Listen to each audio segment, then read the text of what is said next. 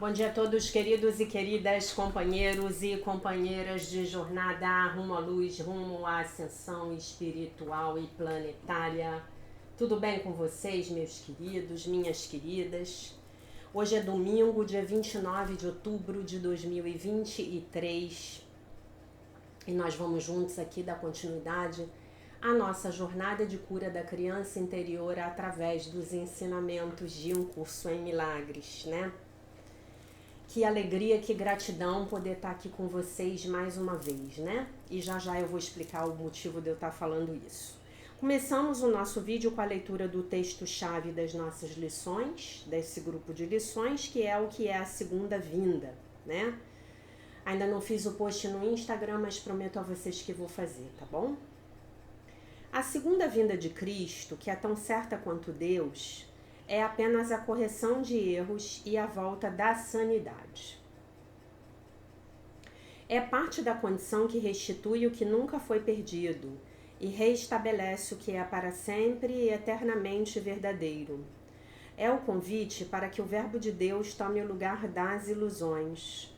A disponibilidade para deixar que o perdão repouse sobre todas as coisas, sem exceção e sem reserva. É a natureza toda abrangente da segunda vinda de Cristo que lhe permite abraçar o mundo e manter-te a salvo no interior do seu gentil advento, que encerra todas as coisas vivas junto contigo. Não há fim para a liberação que a segunda vinda traz, assim como a criação de Deus tem que ser sem limites. O perdão ilumina o caminho da segunda vinda, pois brilha sobre tudo como um só. E assim a unicidade é, enfim, reconhecida.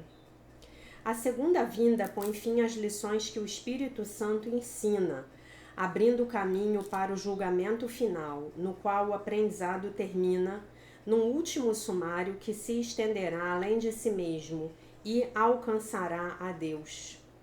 A segunda vinda é o momento em que todas as mentes são entregues nas mãos de Cristo, para serem devolvidas ao Espírito em nome da verdadeira criação e da vontade de Deus.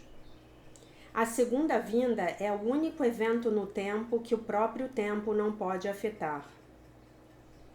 Pois cada um daqueles que um dia veio para morrer, ou que ainda está por vir, ou que está presente agora, é igualmente liberado do que fez. Nessa igualdade, Cristo é reestabelecido como uma só identidade, na qual os filhos de Deus reconhecem que são um só. E Deus Pai sorria ao seu Filho, sua única criação e sua única alegria. Ora para que a segunda vinda seja logo, mas não descanses com isso, né?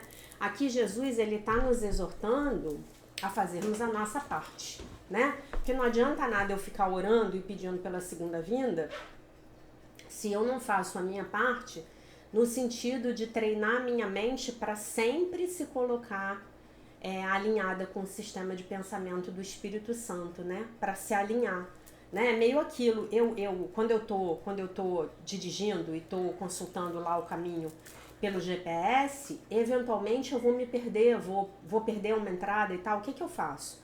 Eu aperto lá aquele botãozinho no telefone chamado recentralizar e eu volto para aquela orientação do GPS, ele me leva de volta.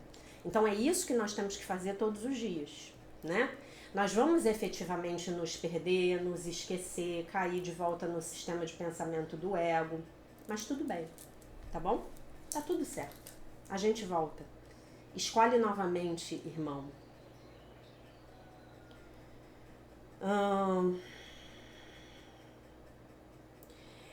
Ora para que a segunda vinda seja logo, mas não descanses com isso. Ela precisa dos teus olhos, ouvidos, mãos e pés. Ela precisa da tua voz e, acima de tudo, da tua disponibilidade. Vamos nos regozijar porque podemos fazer a vontade de Deus e nos unir sob a sua luz santa. Contempla isto. O Filho de Deus é um só em nós e, através dele, podemos alcançar o amor de nosso Pai. Por que nós podemos alcançar o amor de nosso Pai através do Filho de Deus. Porque o Filho é parte da Trindade, o Pai, o Filho e o Espírito Santo, tá? Então o Filho nunca se separou de Deus. Ok? Muito bem. Passamos para a lição de hoje, lição de número 302. Onde havia escuridão, eu contemplo a luz. Onde havia escuridão, eu contemplo a luz. Pai, os nossos olhos, enfim, estão se abrindo.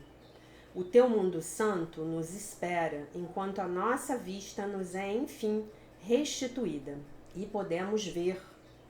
Pensávamos que sofríamos, mas havíamos esquecido o Filho que criaste. Agora vemos que a escuridão é a nossa própria imaginação e a luz existe para que olhemos para ela. A visão de Cristo transforma a escuridão em luz, pois quando vem o amor, o medo tem que desaparecer. Que hoje eu perdoe o teu mundo santo para que possa olhar para a sua santidade e compreender que apenas reflete a minha. O nosso amor nos espera quando vamos a Ele e anda ao nosso lado mostrando-nos o caminho. Ele não falha em nada. Ele é o fim que buscamos e o meio pelo qual vamos a Ele. Então Ele é o meio porque Ele é o Espírito Santo. E Ele é o fim porque Ele é Deus Pai. E eu sou Ele porque eu sou Deus Filho. Eu só não me lembro. Eu só não estou consciente, né? Eu peguei um pedacinho aí desse Deus Filho, projetei, fiz uma projeção aqui na terceira dimensão, no metaverso, nessa Matrix louca, né? E eu acho que eu sou esse ego, corpo, personalidade. Mas eu não sou um corpo, eu sou livre, pois ainda sou como Deus me criou, né? E aqui já recebi uma correção aqui dos meus guias espirituais, que a Matrix não é louca, né? Que a Matrix está apenas esperando que a lição é nós aprendermos as leis aqui da Matrix para que nós não nos envolvamos com a loucura dela, né? Enfim, então onde havia escuridão, eu contemplo a luz. Hoje o que é que você vai fazer com a sua criança interior? Então existem pontos escuros e obscuros na sua infância, tá? O que eu quero dizer com pontos escuros? Pontos escuros, aqueles durante aqueles momentos da sua vida, né? Nos quais a escuridão chegou na sua vida, né? Então, se você pegar, eu na minha observação, isso é meio que invariável, sabe, gente? Se você for ouvir a história de vida de uma pessoa, você pode procurar que tem uma desgraça na vida dela, na infância dela. Pode procurar. Tem sempre uma desgraça lá. A desgraça chegou e ficou. Tá bom? Então tem sempre uma história negativa que aconteceu lá na vida da criança. Então vou dar um exemplo para vocês. O pai faliu, a mãe morreu, houve um aborto natural. Vou dar outro exemplo aqui. Um parente próximo se suicidou. Que mais que eu já ouvi aqui? Um irmão morre, um irmão sofre um acidente e morre. O próprio pai da criança morre, né? Como eu já contei pra vocês que aconteceu na vida do meu pai, né? 2 semanas antes dele nascer, o pai dele morreu de uma febre que provavelmente foi malária. Que mais? Uma guerra. E aí isso implica um desterro, né? Uma guerra, um assalto. Sempre tem. Você vai lá olhar e você vai encontrar na infância da criança um momento que foi particularmente doloroso para aquela criança e que, de uma forma geral, esse momento ele acaba sendo um divisor de águas na maneira como essa criança enxerga o mundo. É meio que um momento em que a criança perde a inocência, tá? Estou falando aqui num sentido figurado e num sentido mundano, que a nossa inocência é eterna, né? Nós somos sim os filhos de Deus, perfeitos, inteiros, completos, maravilhosos, puros, inocentes e isentos de pecado. Mas só para vocês entenderem, né? Então esse é um momento de escuridão, né? Nesse momento, o senhor do karma chega e traz ali um evento que vai ser um catalisador, como a gente leu alguns dias atrás, logo que eu cheguei no Brasil, né? Vai ser um catalisador para empurrar esse indivíduo para uma evolução espiritual, né? Porque vai empurrar ele para um problema, para uma dificuldade na vida dele, e essa dificuldade vai empurrar ele para o caminho de volta para casa, tá bom? E aí eu falei que existem também pontos obscuros nas nossas vidas. Quais são os pontos obscuros? São muitas vezes aquelas memórias que são tão dolorosas que nós não acessamos, né? Normalmente esses momentos eles vão envolver situações de abuso, né? Um abuso físico, um abuso psicológico, um abuso sexual, a gente não quer lembrar. A gente eventualmente não quer lembrar de um pai alcoólatra que batia na nossa mãe, né? A gente fica com aquilo tudo anuviado nas nossas mentes. Mas as memórias estão muito bem guardadas lá no inconsciente. E tem uma outra coisa. Mesmo quando a criança é muito pequena, né? Então vamos supor que esses pais eles estejam tendo uma discussão e aí esse pai bate nessa mãe e essa mãe chora e o pai tá alcoolizado. Tô dando isso como um exemplo, tá, gente? E aí a criança vai e pergunta para a mãe o que está acontecendo. E a mãe vira para a criança e fala: "Não, meu filho, minha filha, tá tudo bem. Fica bem. Eu e o seu pai estamos bem." A criança, ela por meios intelectuais, ela entendeu tudo o que está acontecendo. As crianças sentem tudo. Tudo. O campo de energia está todo aberto, ela está sentindo tudo. Ela está sentindo a raiva de um pelo outro, ela está sentindo a revolta, ela está sentindo a frustração daquela mãe, ela está sentindo o ódio que o pai tem, por isso o pai bebe, ela está sentindo a energia do conflito, ela está sentindo que aquela mãe só está ali eventualmente porque não consegue sair, porque não vê uma saída. Então é nesses lugares que nós vamos levar, é para esses lugares que nós vamos levar a luz. Que luz é essa? A luz do Divino Espírito Santo, como vocês já sabem. Então eu vou levar a luz. Então, onde havia escuridão, eu agora contemplo a luz. Todos os dias, quando você faz a escolha de meditar, né? Hoje na minha meditação foi um barato, porque eu recebi uma informação sensacional de uma coisa que eu estava precisando saber, que hoje particularmente eu estava mais desligada e a informação veio, né? Então quando você faz a escolha de meditar, de se reconectar com Deus, porque isso é que é meditar, né? É a forma mais poderosa de você se reconectar com Deus, é você se voltar para dentro, né? Quando você faz essa escolha, você está trazendo a luz do Espírito Santo para você. Mesmo que você faça uma meditação que sequer fale no Espírito Santo, né? Você pode fazer uma meditação vipassana. Você está trazendo a luz do Criador. Está acendendo a luz do Criador dentro de você, né? Está se conectando com a luz do Criador. E aí hoje a tarefa que eu vou dar para vocês com a criança interior é que vocês escolham uma de duas possibilidades. Se amanhã você quiser fazer o exercício com a outra, ou se depois de amanhã você quiser repetir o exercício, quiser fazer o exercício 20 vezes, não importa. Para hoje você tem uma tarefa, você vai escolher uma entre duas situações. Ou uma situação diante da qual você tenha muita dificuldade de se lembrar o que houve, e aí vamos pedir ao Espírito Santo para que te mostre, ou uma situação em que essa escuridão chegou na sua vida e chegou na sua infância, tá? Lá na sua infância, entre 0 e 15 anos de idade. Se for mais para menor, eu prefiro, tá? Mas até 14 anos e meio, 15 anos está valendo, tá? E aí, o que acontece? Você vai escrever. Você vai escrever. Você vai escrever como se você estivesse escrevendo um livro. Então você vai contar essa história para alguém. Ah, quando eu tinha 11 anos de idade, aconteceu uma coisa muito ruim na minha família. Ou pelo menos assim eu percebi essa coisa muito ruim. O meu pai foi à falência.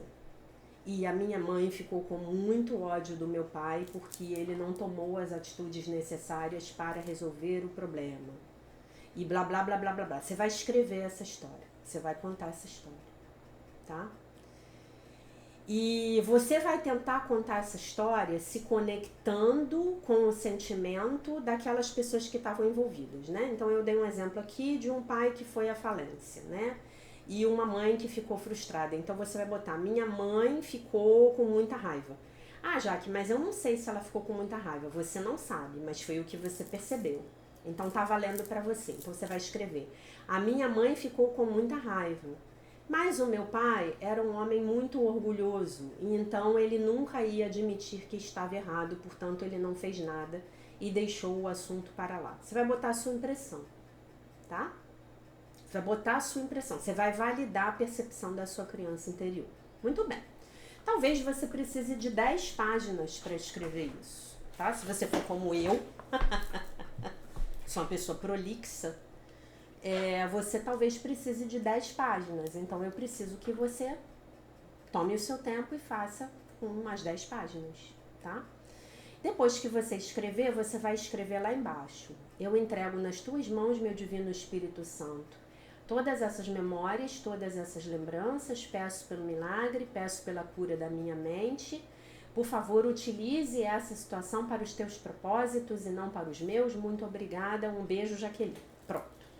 E aí, depois que você fizer isso, você vai queimar seus papeizinhos, tá? Escreva com detalhes. Entre na memória da experiência. Entre. Se você tiver que chorar, chore. Se você sentir a sua raiva, entrega a sua raiva nas mãos do Espírito Santo. Se você sentir muito ressentimento, nossa, como isso foi horrível na minha vida, como a minha vida poderia ter sido diferente se isso não tivesse acontecido.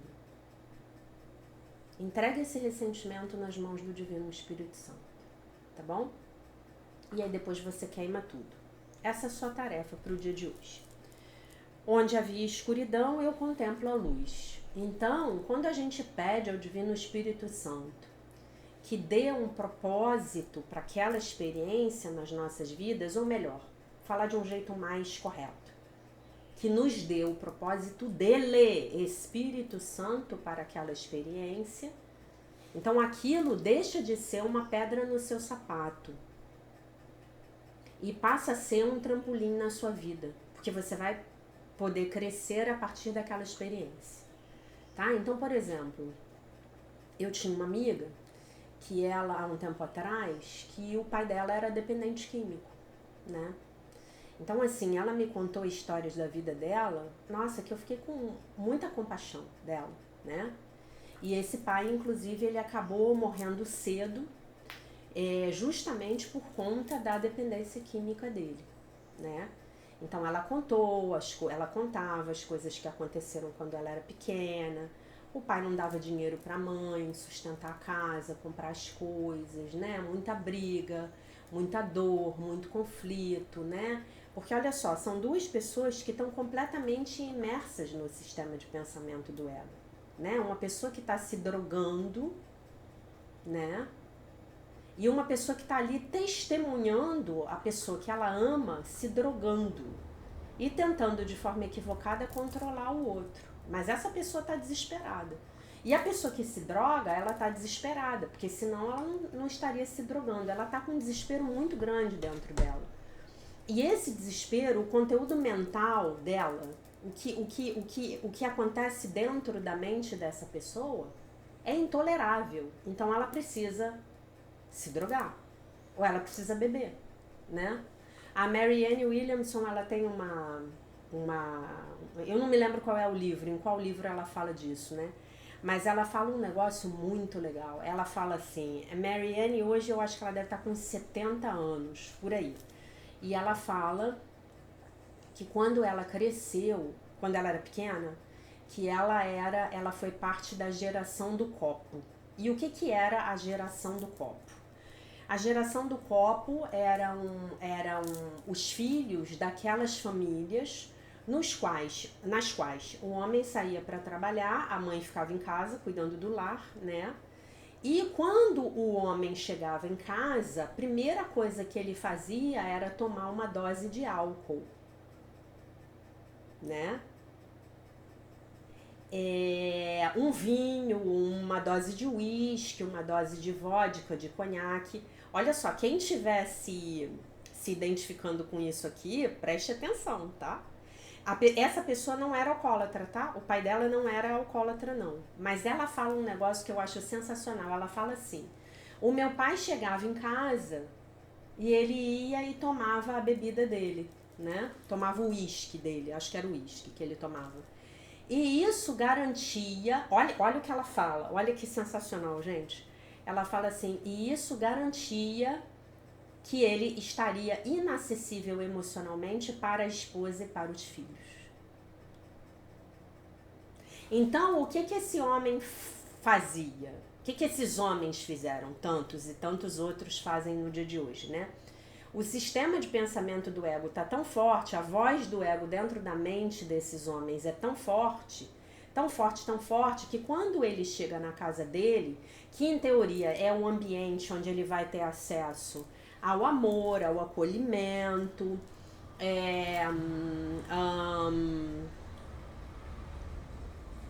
vai entrar em contato com as próprias emoções, ele não dá conta. Então a primeira coisa que ele faz é chegar em casa e tomar o anestésico dele, né? Se a gente começar a entender o álcool, o alcoolismo, as drogas, a droga-adição como uma anestesia emocional. E por que eu me anestesio emocionalmente? Porque a minha criança ferida tá lá, desesperada, sem ser olhada, né? De repente eu passei por um monte de humilhações no meu trabalho. De repente eu me sinto tão indigno no meu trabalho. De repente eu não tenho dinheiro para dar um padrão de vida melhor para minha família. E por aí vai, tá? Então, o que a Mary Ann fala? Que quando ele chegava, ele tomava lá a birita dele, como a gente fala aqui no Brasil, ele tomava a birita dele e pronto. Ele não estava mais acessível. E aí o que acontece? Gente, isso é real. Isso é real. Observem nas relações de vocês. O que acontece com você depois que você toma a sua dose de uísque? O que acontece com você depois que você toma a sua lata de cerveja? Talvez nem aconteça mais nada, porque você já tem um limite de tolerância muito grande, né? Mas observe que o seu objetivo é se anestesiar emocionalmente. Você não quer estar presente, né? E o grande barato, e a gente já falou sobre isso aqui, é que se eu não estou presente para a dor, porque eu quero me anestesiar, eu também não estou presente para o amor, para o prazer, para a alegria. Eu não estou presente, né? Olha só, eu tô lá na mesa de cirurgia porque o médico vai vir e vai, sei lá, fazer uma cirurgia em mim, né? Aí ele me dá uma anestesia, puf, eu fui embora. Se ele me der um tapa na cara ou cortar a minha pele, eu não vou sentir. Mas se ele me der um beijinho também, tô falando de um beijinho respeitoso, não, né? Não desses profissionais aí da área médica tarados que existem, né? A gente sabe. Eu também não vou sentir. Eu tô ausente. Fui embora, né? E aí o que acontece com essa mulher que tá lá testemunhando isso? A mulher fica louca, né? A mulher fica louca, né? Então são duas loucuras ali conjugadas. Então é isso que eu quero que vocês, esse trabalho que eu quero que vocês façam no dia de hoje, tá bom? Para eu não me alongar mais aqui. Muito bem. Passamos então para a leitura do livro A Year of Miracles, Daily Devotions and Reflections. Estamos no dia 302, o livro de Mary Ann Williamson, Um Ano de Milagres, Devoções e Reflexões Diárias. E hoje ela diz assim: eu entrego o meu destino a um Deus amoroso. eu entrego o meu destino a um Deus amoroso. Ah, é, né, gente? Porque se a gente acreditar que Deus é esse Deus horroroso que as religiões nos dão, né? Aí eu não vou entregar meu destino para esse Deus de jeito nenhum, né? De jeito nenhum, né? Às vezes até achando que ele é amoroso eu já não quero entregar, né? Eu entrego 90%, mas aquela parte ali, aquele finalzinho ali, né? Aquele finalzinho ali que eu acho que tá tudo indo muito bem na minha vida, tá tudo ok. Eu não quero entregar, não. Como assim? Deus vai meter a mão nisso aqui? Não, mas eu sei exatamente o que eu quero. Eu conheço o resultado. Eu sei exatamente do que se trata. Então, vamos lá. Não quero entregar, não, tá? Então, vamos lá. Hoje a gente tem que entregar tudo, tá? Eu entrego o meu destino a um Deus amoroso. Tem uma formiga aqui no tablet. Eu não posso saber o que acontecerá amanhã. Ou o que será o que será melhor para mim na minha vida, né? O que poderá ocorrer de melhor para mim na minha vida. Eu não posso saber. Eu não posso, né?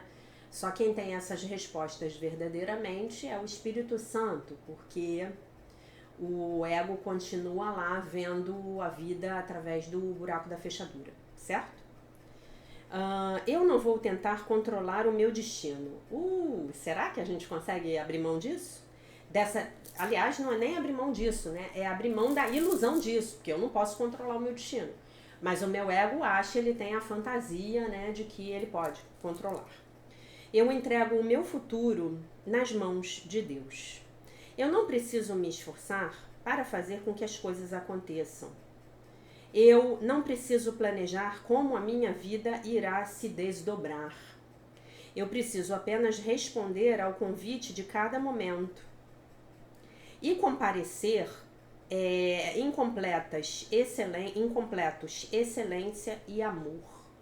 Né? Então Deus está me fazendo um chamado lá e eu vou comparecer.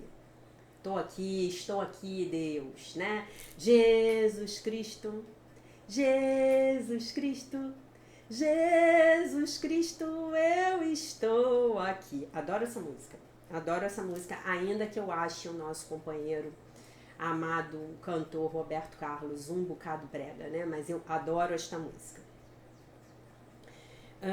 E então eu serei guiado pela vida em si mesma e entregue ao meu mais elevado bem. Como seria a sua vida se você confiasse nisso? Se você falasse assim, meu Deus, que você me guie para o meu mais elevado bem. Meu Deus, me mostre o que eu tenho que fazer. Me mostre aonde eu tenho que ir, com quem eu tenho que falar, o que eu tenho que dizer. Me mostre, meu Deus. Tá? A oração. Hoje eu me entrego ao fluxo da vida, sabendo que ela é um rio que me leva a um lugar cheio de paz. Eu entrego todos os objetivos, todos os planos e todos os meus apegos a Deus. O que Deus quer é o meu mais alto bem, na minha vida e no mundo. Que a vontade de Deus seja feita. E aí eu completo, e não a minha. Então esse é o grande ato de coragem. Meu Deus, que seja feita a tua vontade na minha vida e não a minha, porque eu não sei de nada.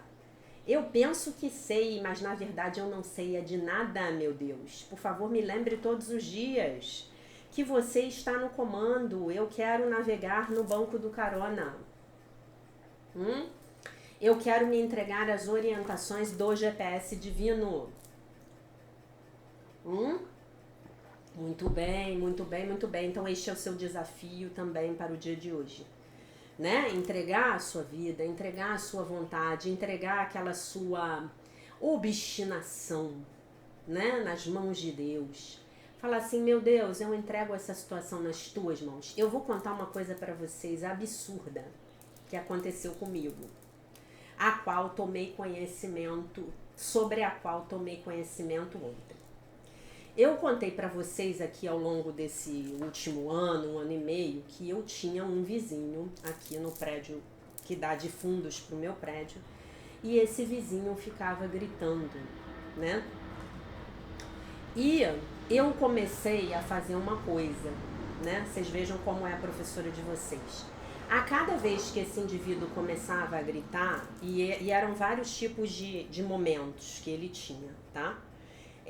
As reuniões de trabalho online, todo mundo escutava tudo, ficava gritando, cantando mantra, entre outras coisas aqui que eu não vou entrar em detalhes com vocês para não estragar o dia de vocês e para também não me encrencar aqui com o YouTube.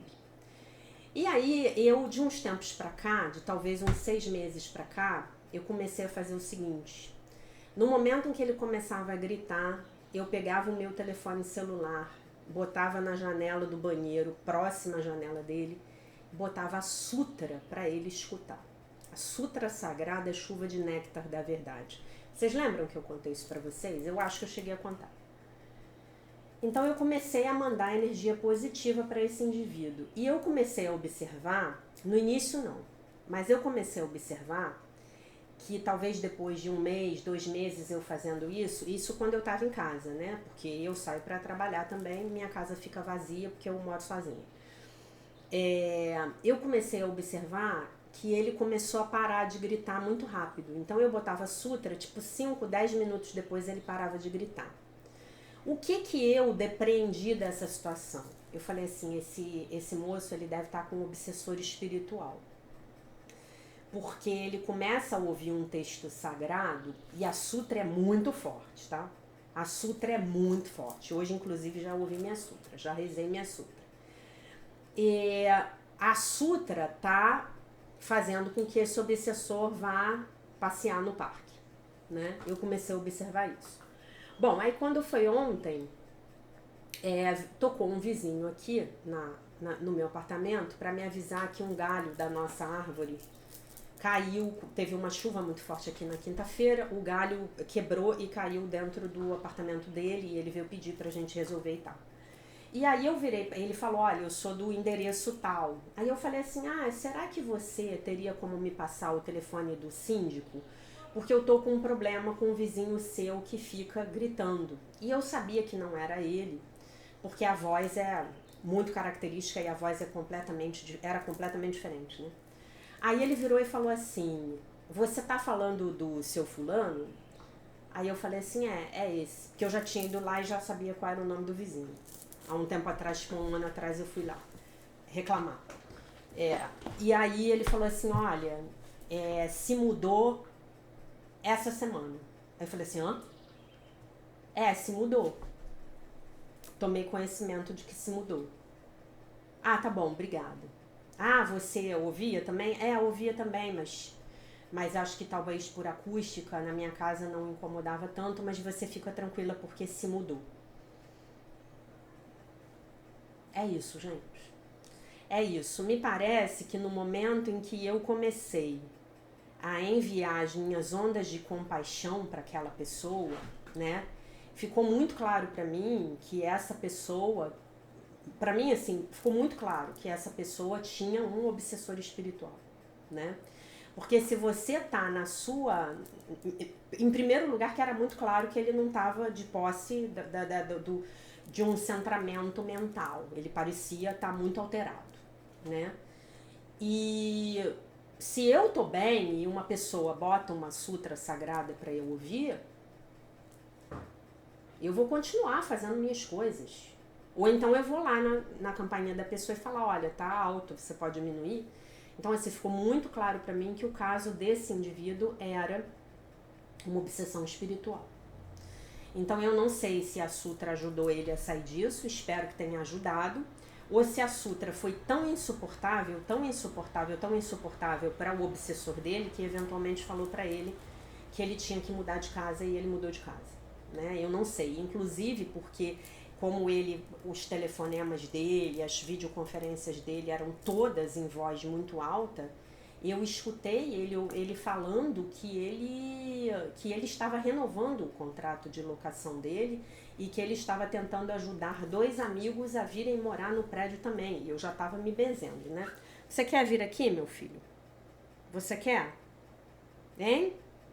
Adivinhem quem chegou? Ah, meu filho. Aqui, quem chegou? Ó, quem chegou, que não dá paz pra sua mãe, né? Então, basicamente é isso, tá? Bem, eu vou ler um textinho aqui pra gente rapidinho, pra gente continuar. Se eu conseguir aqui colocar esse gato no lugar dele, que esse gato acho que já tá com uns 8 quilos de peso, né? Pra gente continuar aqui no John Bradshaw, Curando a Vergonha que Impede de Viver. Ok? Ah, muito bom. Olha só.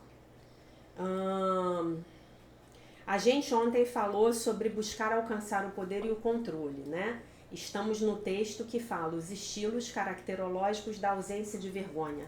Ausência de vergonha saudável, né? Total vergonha tóxica, tá? Então falamos anteontem sobre o perfeccionismo, ontem falamos sobre buscar alcançar o poder e o controle, né? E agora nós vamos falar sobre a raiva, tá? A raiva é provavelmente o disfarce para a vergonha que ocorre mais naturalmente. Ela está próxima de ser uma efetiva defesa primária do ego. E o seria, a não ser pelo fato de que nem todas as crianças se enraivecem. E aquelas que não se enraivecem são pavorosas, né? Tem mais medo delas do que das que têm raiva. Algumas expressam a raiva quando são envergonhadas. Outras a suprimem e algumas vezes a voltam contra si mesmas. Isso é muito comum, tá? Então, quando você estiver voltando a sua raiva contra si mesmo, o que vai acontecer com você? Você vai ter pedra na vesícula, que nem eu tenho, né? Tá? Então, a pedra na vesícula é aquele impulso de raiva que você não pôde vivenciar de forma produtiva, não pôde vivenciar de forma nenhuma, porque se fosse improdutiva também não ia fazer pedra, e aí se transformou numa pedra dentro de você, tá? Problemas relacionados ao seu fígado e à sua vesícula e ao meridiano do fígado e da vesícula na acupuntura, na medicina chinesa, estão relacionados à emoção da raiva, tá? Quando a raiva é usada como defesa, ela torna-se um estilo caracterológico. O que é um estilo caracterológico? É uma estrutura de caráter que você desenvolve. Você vai para a vida, você vai viver a sua vida a partir dessa máscara, tá? Lembrando que tudo isso são máscaras, tá bom? Muito bem.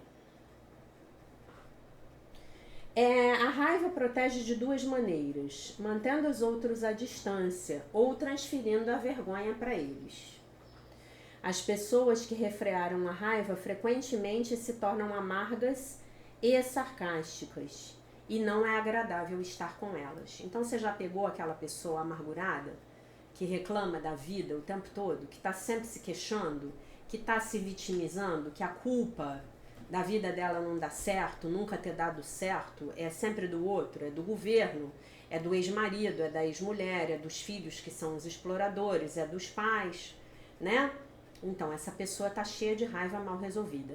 Ah, eu quero dizer uma coisa muito importante para vocês. No meu ponto de vista, todos nós estamos cheios de raiva não resolvida.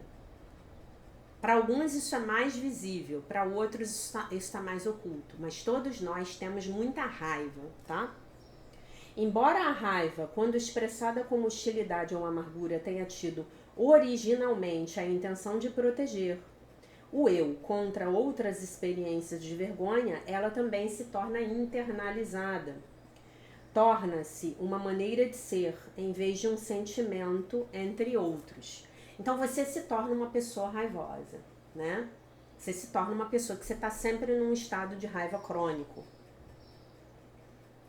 E esse estado de raiva crônico, ele pode ser voltado para fora ou pode ser voltado para dentro, tá?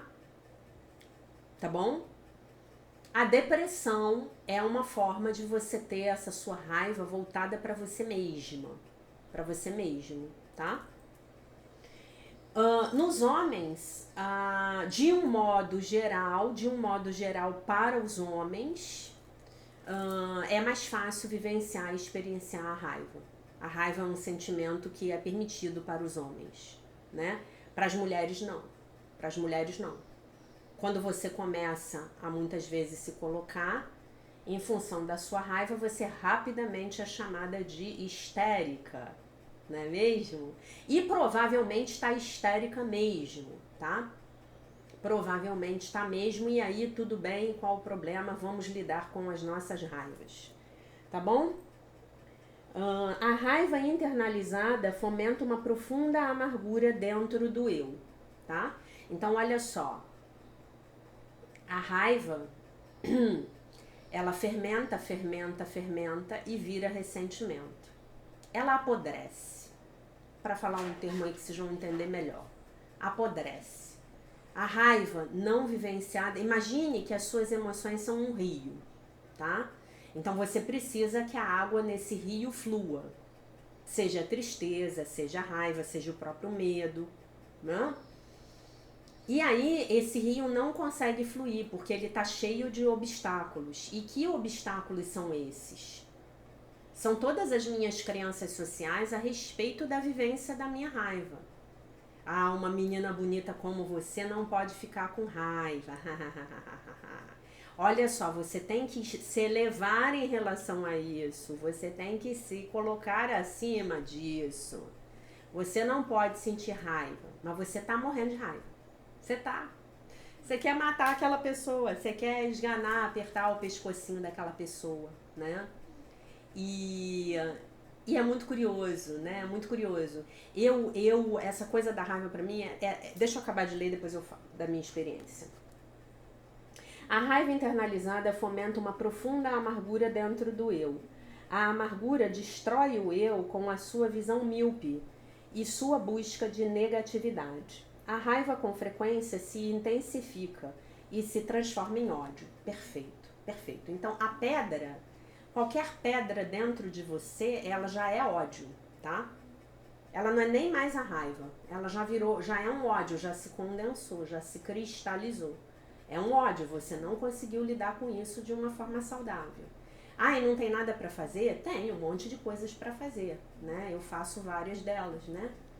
É importante, né? Porque eu optei por não fazer cirurgia para retirar a minha vesícula. Eu amo a minha vesícula e eu quero muito bem a ela. E ela tá me dando recados importantes aqui a respeito do que acontece no meu corpo, tá? Então, a raiva com frequência se intensifica e se transforma em ódio. Se a pessoa com raiva internalizada também adquirir o poder, danou-se. Isso poderá resultar em violência, desforra, vingança e criminalidade, tá? Então, algumas coisas importantes a serem ditas sobre a raiva. Os deprimidos são muito raivosos, só que a raiva está voltada contra eles próprios. Os alcoólatras, eles são extremamente raivosos. Extremamente. E aí, qual é a doença? Qual é uma doença comum da qual um alcoólatra padece? Cirrose hepática. Então, estamos no fígado. Estamos falando de raiva. Qualquer drogadicto, ele tem muita raiva não vivenciada, não experienciada, reprimida, recalcada, tá?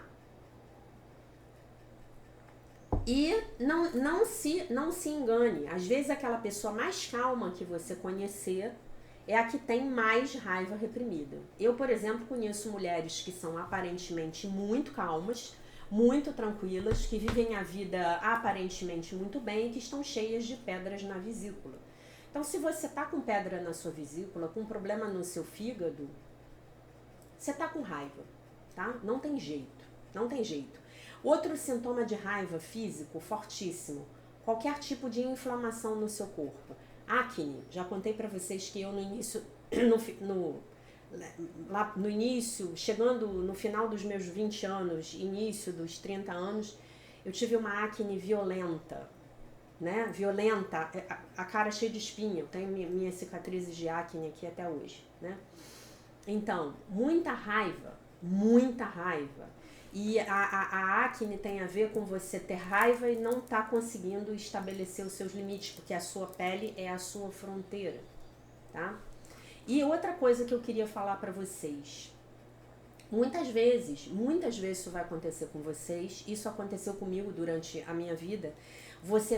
Se você for uma pessoa raivosa, você vai encontrar uma pessoa que não lida bem com a raiva dela, tá? Essa pessoa não pode se ver como uma pessoa raivosa.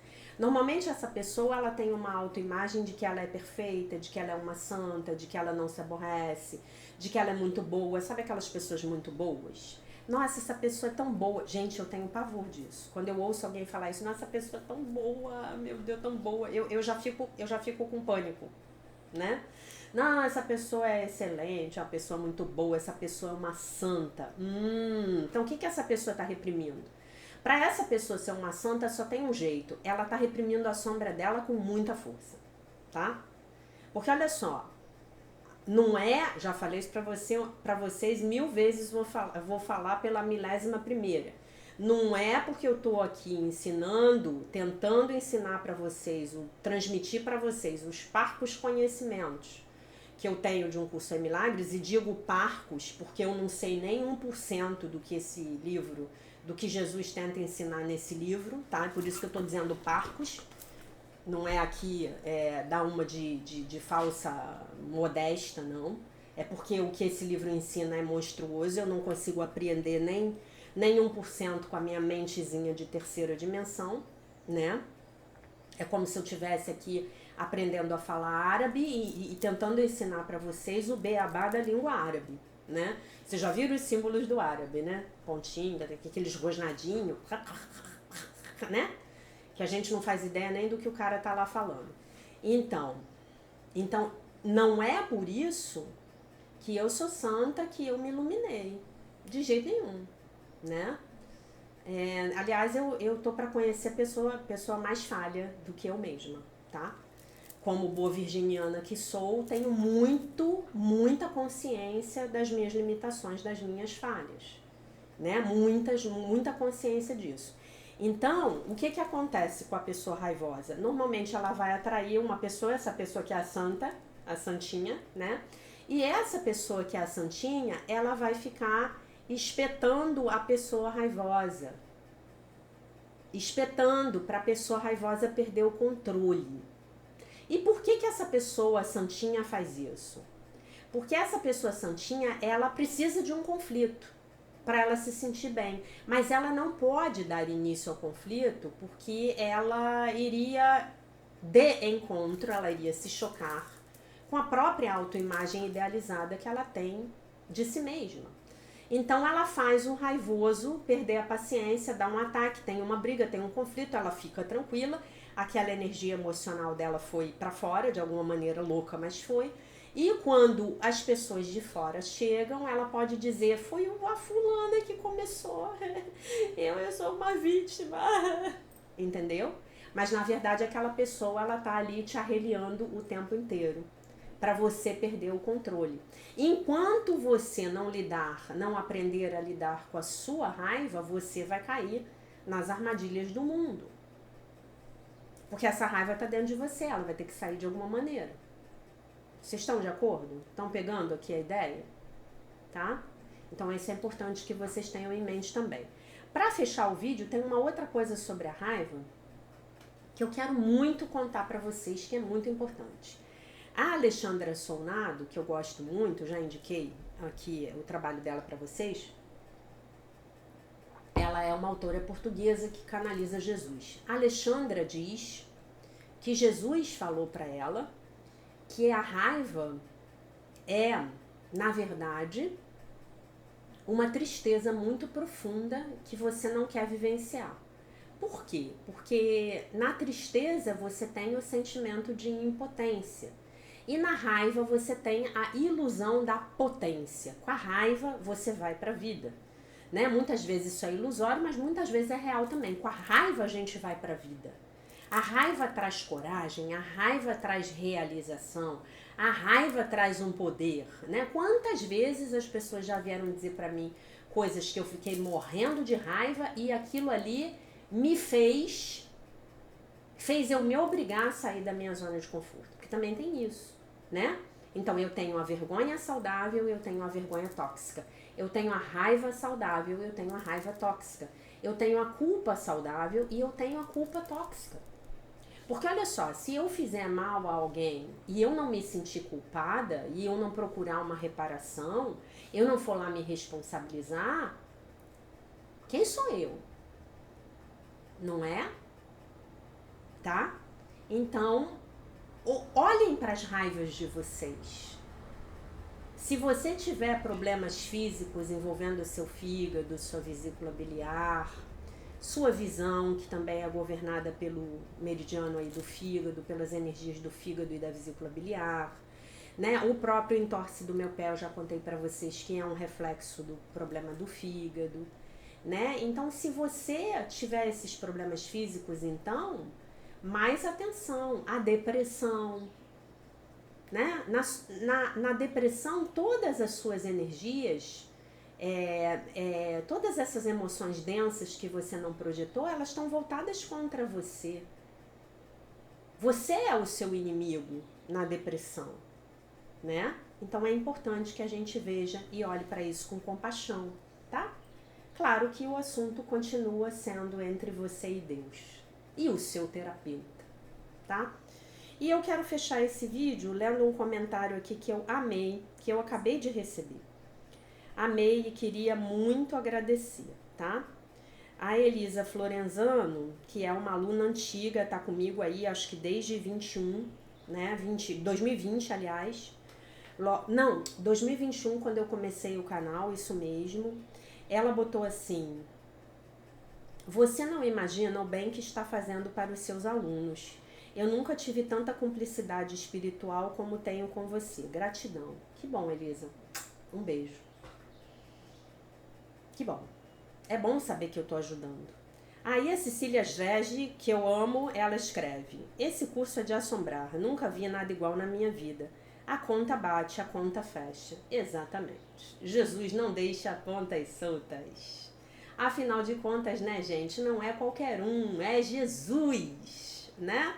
E como diz a minha ajudante, só Jesus na causa, né? Então é Jesus aqui com a gente todo dia, sem largar das nossas mãos, né? É Jesus falando para você: meu filho, minha filha, você tem certeza que você vai escolher isso, né? E ele espera lá para que você escolha. Se você escolher ouvir a voz do ego, ele fala assim para você gentilmente: irmão, escolhe novamente. É o casamento entre a fé, o intelectual, o mental, o espiritual e a ciência. E essa minha cultíssima mestra vem canalizar essas lições com perfeição. Não, amor, eu não canalizo nada, eu só ensino, tá bom? Amor, dedicação, esmero e com muito estudo. Bravo, muito obrigada. Gente, é isso, tá? E aí a Renata Martins escreveu assim: já que o meu gato Picolé também é um grude, eu amo ele. O Picolé, se eu não tô enganada, é cópia Xerox do Aslan, tá? Cópia Xerox. E o Aslan tá aqui no meu colo, num calor do capeta no Rio de Janeiro, já tô suando aqui, mas ele tá aqui no meu colo, porque ele não me larga. Tá bom, meus amores? Então, o que eu quero dizer mais pra vocês? Quero dizer para vocês que hoje à noite nós temos live, começamos o capítulo 3 do livro Texto de um Curso em Milagres. Vamos nos aprofundar na compreensão do texto e você vai poder trazer as suas perguntas pessoais e intransferíveis para eu responder. Também as impessoais e as coletivas e o que quer que seja que você queira perguntar. E se você não quiser se expor, não quiser perguntar, você simplesmente fala que é um problema de um amigo seu, tá bom? Então, basicamente, meus amores, essa era a mensagem que eu tinha para o dia de hoje. Olhem para a raiva de vocês e entreguem-na a um divino Espírito Santo de Deus, que está aí para ajudar vocês com tudo isso, né? E nós nos lembramos que hoje, no dia de hoje, nós temos a seguinte oferta: onde havia escuridão, eu contemplo a luz. Que assim seja. Deixo vocês com a paz de nosso Senhor Jesus Cristo, com um beijo imenso. E se Deus quiser, nós nos vemos hoje à noite, entre 7h30 e 8h, tá bom? Um beijo.